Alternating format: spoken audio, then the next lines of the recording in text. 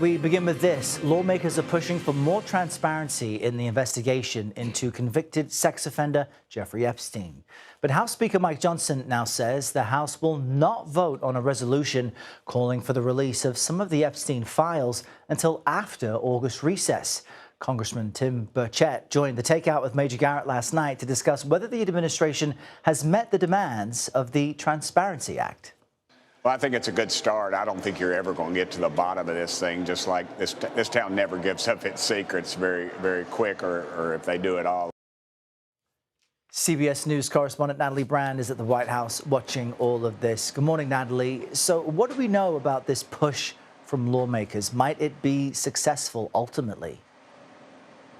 Good morning, Errol. Well, there continues to be a lot of procedural maneuvering and different factions over on Capitol Hill and within the Republican Party at large regarding the Epstein files. As you noted, House Speaker Mike Johnson yesterday said that there's likely not going to be a vote before the August recess. This comes after last week he was pushing for more transparency, but now he says he wants to give the administration space. Of course, last week, the president asked his attorney general to move to unseal grand jury transcripts. A lot of people and critics saying that that does not go far enough, that they want to see additional files. But Johnson, again, saying that he's going to give the administration time. And he also noted if further congressional action is necessary or appropriate, then we'll look at that.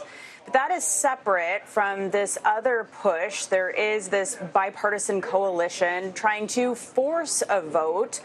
Republican Kentucky House member Thomas Massie is one of those members trying to push for this and force this bipartisan measure. Take a listen to what he had to say. So what will happen is over the August recess, I think momentum will build for transparency. I don't think this is going to go away.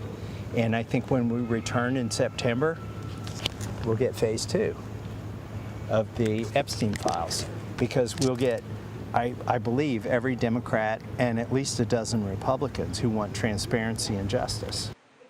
So as you heard him say, he says this is not going away over on Capitol Hill. And here at the White House, the fallout also continues.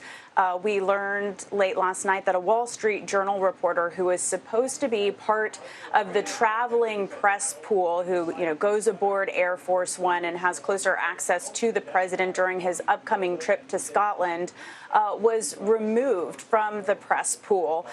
The White House press secretary saying that this was a result of the paper's, quote, fake and defamatory conduct. The Journal will not participate following that letter last week alleging that President Trump, or then Donald Trump, wrote Epstein a birthday letter back in 2003. As we know, the president is suing. The Wall Street Journal, meanwhile, says it has full confidence in its reporting. The White House Correspondents Association also weighing in, urging the administration to reverse its decision. In a statement by CBS's Weijia Zhang, who's also the WCHA president, she says the attempt by the White House to punish a media outlet whose coverage it does not like is deeply troubling, and it defies the First Amendment. Government retaliation against news outlets based on the content of their reporting should concern all who value free speech and an independent media. Errol.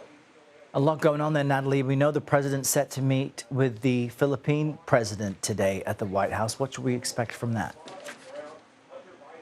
Well, of course, tariffs and trade will be one of the main focuses of this meeting. It comes after that letter that the president sent to the Philippines threatening a 20% tariff on Filipino goods. The president, Ferdinand Marcos, says that he wants to signal to the administration top officials that they are ready to negotiate a trade deal. He is set to become the first South Asian leader to hold talks with President Trump during the second administration. We also know, obviously, China, the South China Sea, and geopolitics in the Indo-Pacific will be another big focus, Errol. All right, Natalie Brand with all the latest from the White House. Thank you.